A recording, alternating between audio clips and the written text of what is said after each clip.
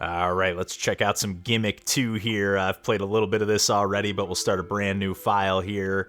And this is actually a follow-up or like a sequel to a kind of forgotten NES game, or actually it was never released in North America, so I guess I shouldn't call it an NES game. But nonetheless, yeah, this game basically takes those same mechanics. It's like a precision puzzle platformer. The original game is almost too difficult, and this game doesn't mess around. Like you could see there, we had the option to pick between assist mode and then like regular Gimmick mode, and even to get to regular Gimmick mode, you got to do a little bit of a, platforming challenge just to select it, which I really, really love that. And yeah, this game just really uses, like, even the NES version just has a really crazy physics system. And there's just tons of crazy and crafty puzzles to solve. Like, even this is obviously a super simplified version of it. And we can get some different costumes to unlock, although I just love the traditional Gimmick look here.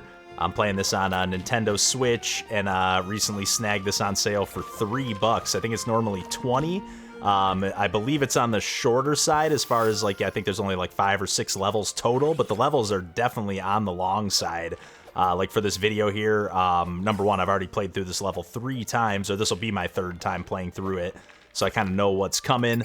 Although I've only collected, like, for example, there's like that hidden treasure chest I found the one of already. There's 9 of them on this stage, and I've only found 3 of the 9.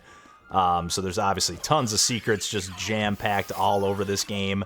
And then, yeah, you have this star that you can throw that you can also ride upon, which I don't think in this first stage you really need to utilize that mechanic at all, though I think you can. But you can also use it to throw at enemies and destroy them as well, which is nice, and then solve certain puzzles. Yeah, it's just like a perfect dose of precision platforming, puzzle platforming. And yeah, like for here, for example, we just got to get the star into that like little trigger spot to activate the gate.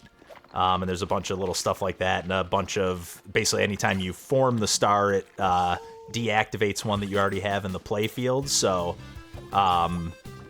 you can really utilize that to like have something triggered and then, release it at the last second. I don't know if I'll have a good example to show here anytime soon, but we'll see. I know I got that one before. How did I get it? Did I just bounce it? Yep.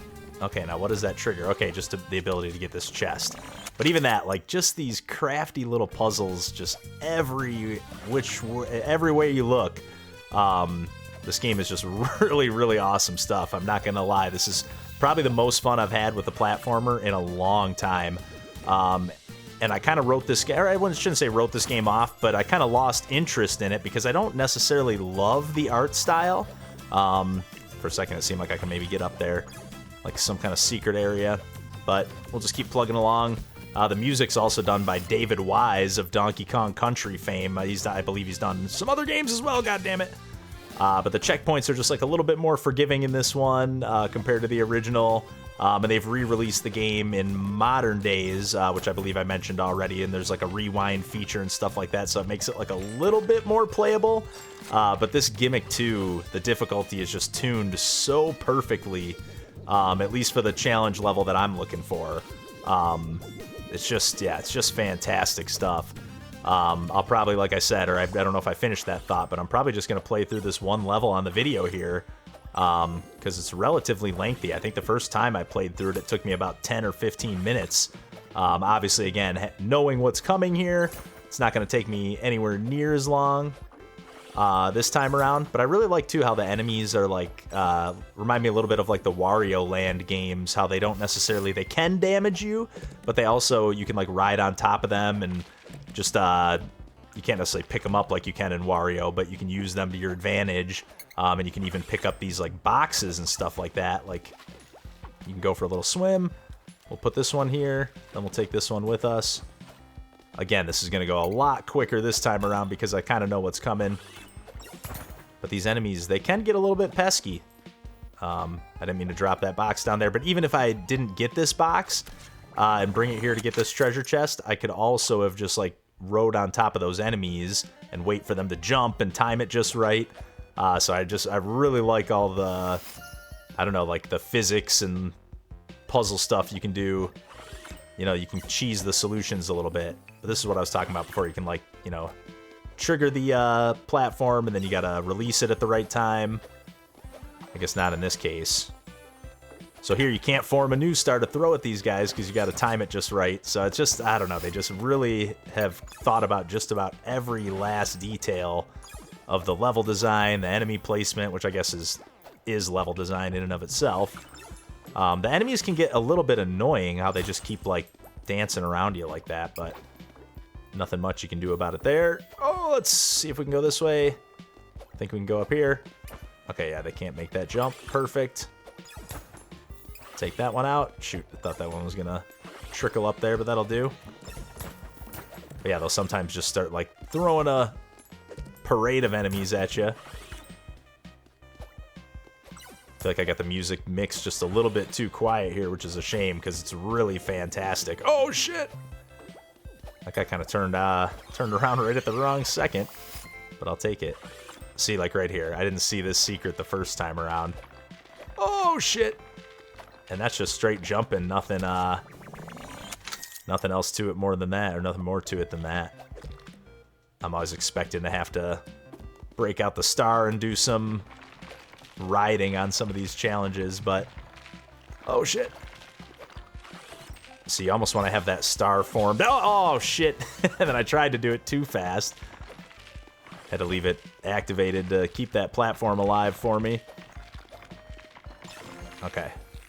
But you almost do want to have it like at the ready at all times. So here's an example, like the only way to get up here is at least to go for a little ride on that star. So if you haven't figured out that you can do that by now, I guess if you want to get to this secret, you're going to have to figure it out. But again, this solution here took me a little bit longer the first time around to be like, okay, I got to take this box, put it here so I can get a perfect bounce.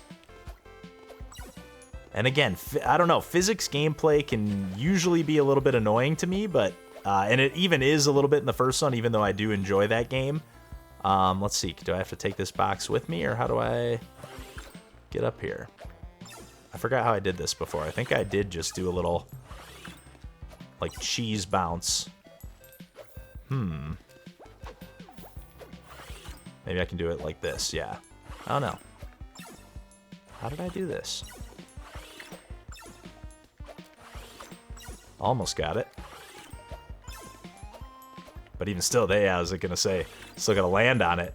So that feels like it's not necessarily the solution they want me to go for. But maybe it is. Who knows? I guess it is a challenge portal.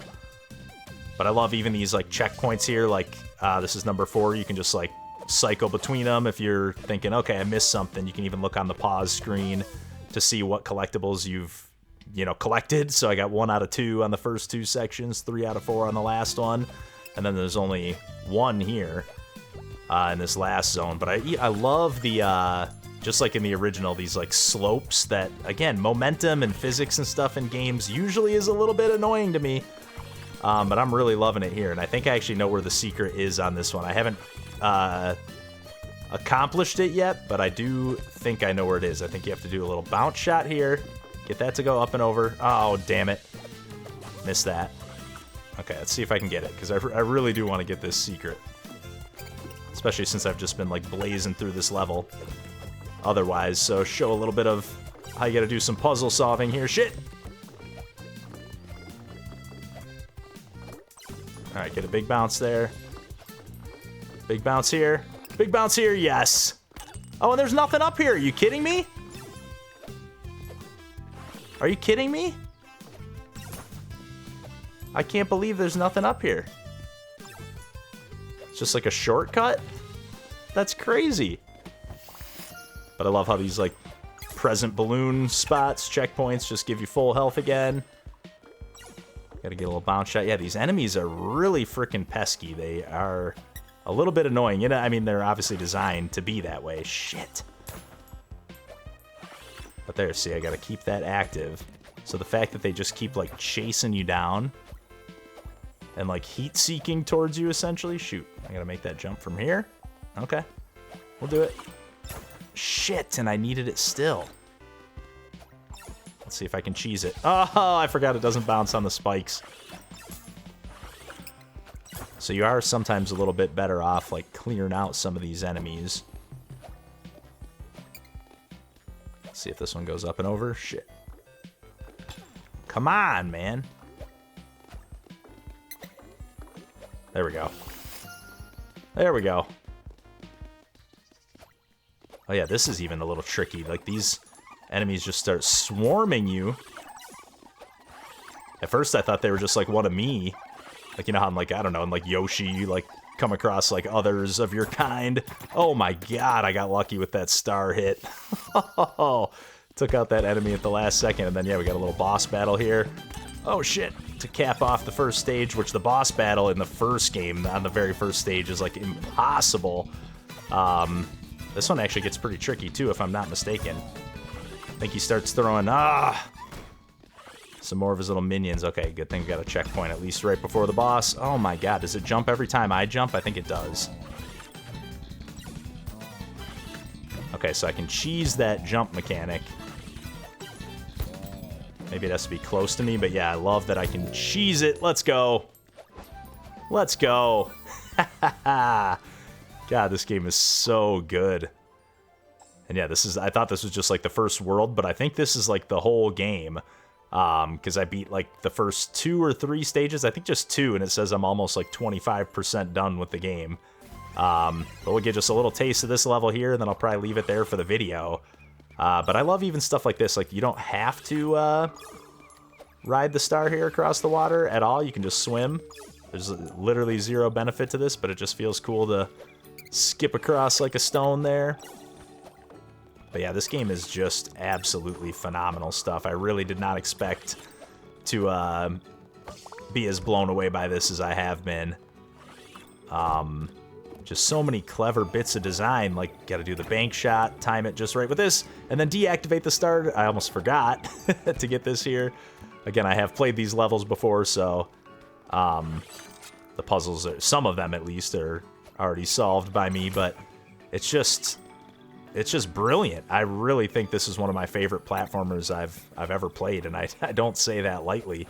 And I don't want to, I don't want to hyperbolize, but it is really, really awesome stuff. As someone who's a fan of the original or thinks it was like a really cool idea that was maybe just a little too difficult or a little overly ambitious or some combination of all of those things, this one kind of just nails everything that first game was going for, and that wasn't quite able to do on the NES, or maybe it was just like a victim of, you know, that era of difficulty and stuff, because to be honest, like the physics and everything are pretty solid on the NES version. Like you can bounce on the star and ride on it just like you can in this game. It obviously feels like a little bit chunkier, but just such great design in every regard here. Oh shit. Missed that. But like, even this, like what am I supposed to do? Bounce this over here then? Yeah. I think I already even did this puzzle and it's still satisfying. God, this game is awesome. It's just so good. I haven't been this into a precision platformer in quite some time. And I love the healthy dose of puzzle solving. But you really do have to nail some precision and some physics stuff as well. Like even just those slopes and timing the jump right at the end of it. Or shit, even how the enemies like interact with the the crumbling blocks and stuff like that. So you gotta kind of wait for them to trigger it. Sometimes, like again, the enemies can be a little bit annoying, but they're supposed to be, you know? That's why they're enemies. But yeah, at the risk of just being a broken record and spoiling too much of this game, because it does seem like it's on the short and sweet side, although these levels are really long. Like, this level is probably double the length of that first level. Same amount of checkpoints and everything, but it really feels like it's just got a ton more meat on the bones. It's just fantastic stuff. But yeah, yeah, at the risk of just being an absolute broken record here, I'm going to stop gushing about this game and keep it pretty spoiler-free here, and just recommend that you check this one out if you like platformers of any capacity and if you like what you see here at all, because this is just phenomenal.